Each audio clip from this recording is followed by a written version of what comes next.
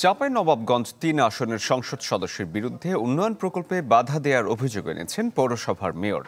এ সময় তাকে অবাঞ্ছিত ঘোষণার হুঁশিয়ারিও দেন তিনি।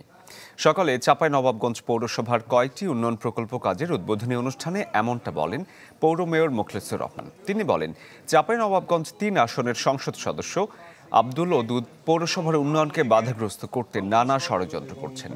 একই সাথে মেয়র এমপিকে মদখোর মাতাল এবং বিএনপি জামাত থেকে যারা আওয়ামী লীগ এসেছে তারা এই ধরনের কাজ করতে পারে বলেও উল্লেখ করেন।